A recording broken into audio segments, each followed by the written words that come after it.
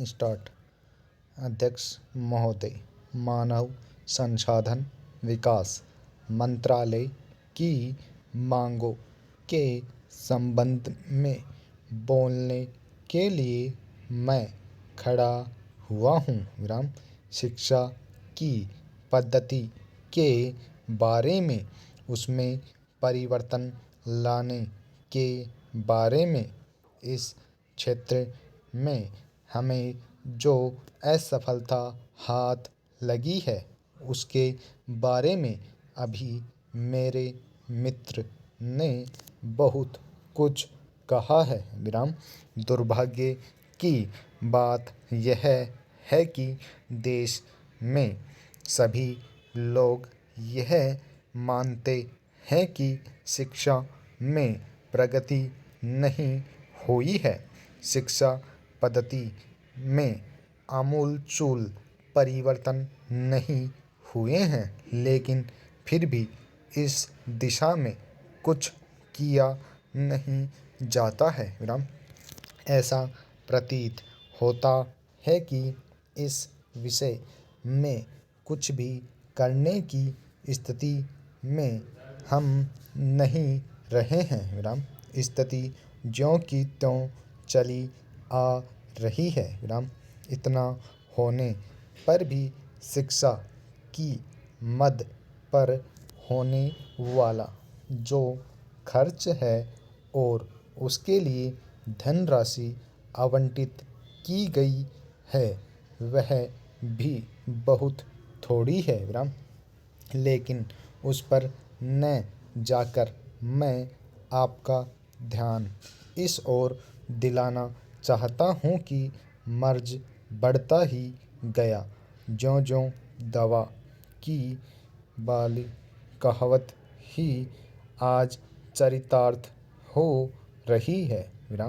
जितने ज़्यादा आयोग और समितियां बैठी और जितने ज़्यादा शिक्षा पद्धति के बारे में छानबीन की गई, उतनी ही ज़्यादा बीमारी बढ़ती गई।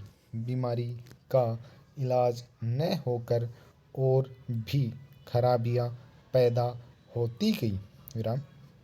अभी मेरे मित्र ने माननीय मंत्री का ध्यान एक रिपोर्ट की तरफ दिलाया था। इस तरह की बहुत सी रिपोर्टें हैं।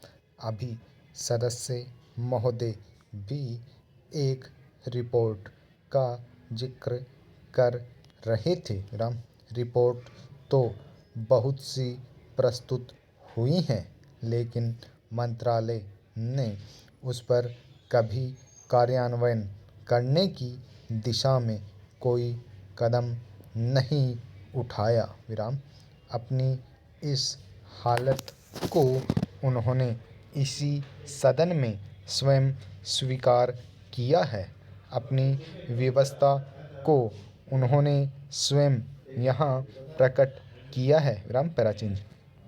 इस विषय पर और अधिक न कहकर मैं आज के दिन मानव संसाधन विकास मंत्रालय का ध्यान दो विशेष विषयों की तरफ दिलाना चाहता हूँ। पहली बात तो मैं हिंदी के बारे में कहना चाहता हूँ। मंत्रालय का काम हिंदी का प्रसार और प्रचार करना है। हिंदी हमारे देश की राष्ट्रभाषा है। संविधान ने उसको राष्ट्रभाषा का स्थान दिया है। लेकिन हिंदी को वह स्थान अभी तक ठीक से प्राप्त नहीं हुआ है। इसके कई कारण हो सकते हैं।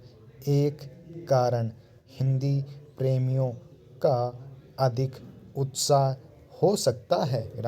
दूसरा, दलगत राजनीति से प्रभावित होकर राजनेताओं का भाषा के बारे में अपनाया गया दृष्टिकोण हो सकता है। Full stop.